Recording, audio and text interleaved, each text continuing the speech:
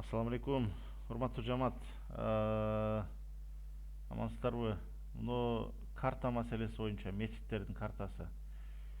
Ушул боюнча сиздерге бир түшүндүрүү айтып кетейин да. Жана геолокация, местоположенияны туура эмес толтургандардын эмесинен мечиттер бир, мисалы, могу океанда жүрөт да бирөө. Жукту мечити дейт. Бул бир океандын ортосунда турат. Не үчүн? Себеби туура эмес толтурган геолокацияны. Могу жерде жүрөт Абдурахим Ажы деп мечити дейт. Жалал Абад облусу, Сузак району дейт, Көк Арт аймагы дейт. Бул вообще бир эме океанда жүрөт. Но Жукту деген Ноокат району экен, Кеңеш айыл аймагы дейт. Куу Майдан айылы дейт. Мына жерде Алгабас мечити дейт, Кара Сууда экен. Бул Түркияда жүрөт. Мына жерде 4 мечит дагы. Муну бир так. Бул каягына кетип калды?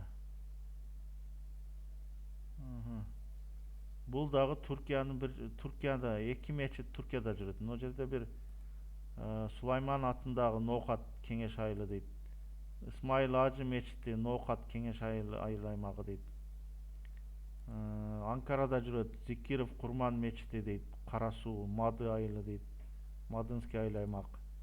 Абыл Касым уулу Жусуп мечити дейт, Кара Суу, Мадынский айыл аймак. Булар Туркияда жүрөт да. Алгабас мечити дейт, Кара Суу району, Кашкар Кыштак айыл аймагы, Кашкар Кыштак айылы дейт. Ушулар туура эмес жүктөлгөндүктөн ушундай көрсөтүп атат да. Азыр жалпы 2938 мечит кириптир картага.